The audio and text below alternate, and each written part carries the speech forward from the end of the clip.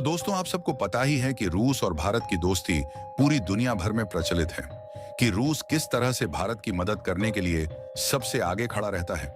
लेकिन इसी बीच भारत के वायुसेना ने हाल ही में एक बहुत बड़ा और महत्वपूर्ण फैसला ले लिया है।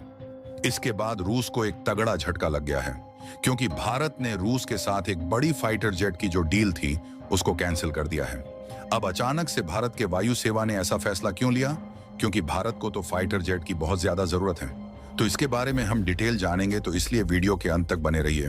दरअसल आप सभी को बता दूं कि 2020 में भारत सरकार की एक योजना थी कि रशिया से हम 33 नए फाइटर जेट लेंगे, जिसमें से 12 होंगे सुखोई 30 MKI और 21 होंगे MiG-29 UPG।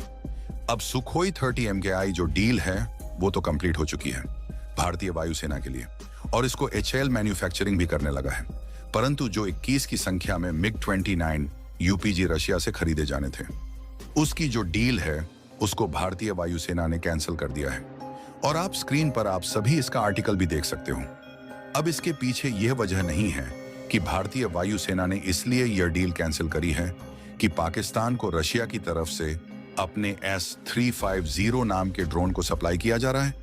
इसके पीछे यह पुख्ता वजह नहीं है, क्योंकि यह जो ड्रोन है वह रशिया की तरफ से पाकिस्तान को जरूर दिया गया है और भारत के लिए यह जरूर हानिकारक हो सकता है।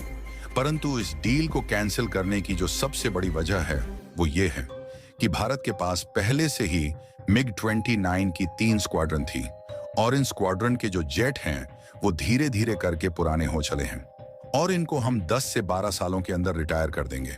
और यदि हम अभी 21 और MiG-29 ले लेते हैं तो फिर 2040 के बाद इन MiG-29 को ऑपरेट करने के लिए भारत को उनके कल पुर्जों की आवश्यकता फिर पड़ेगी, और 2040 के बाद इसके कल पुर्जे मिलेंगे नहीं, जिसके कारण से हमें इनको मेंटेन करना और इनको उड़ाते रहने के लिए बहुत पैसा खर्च करना पड़ेगा।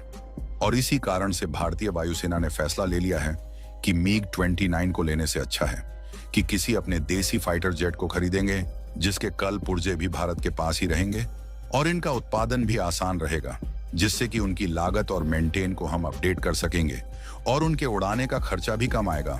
साथ में पुर्जे भी हमारे पास उपलब्ध होंगे, तो इनको हम लंबे समय तक उड़ा पाएंगे। तो आपको हमें यह बताना है कि भारतीय वायुसेना ने रशिया के साथ इस डील को कैंसिल करके सही फैसला किया है या नहीं। आप हमें कमेंट बॉक्स में इसका जवाब दीजिए, और वीडियो को और तक देखने के लिए धन्यवाद। जय हिंद, जय भारत।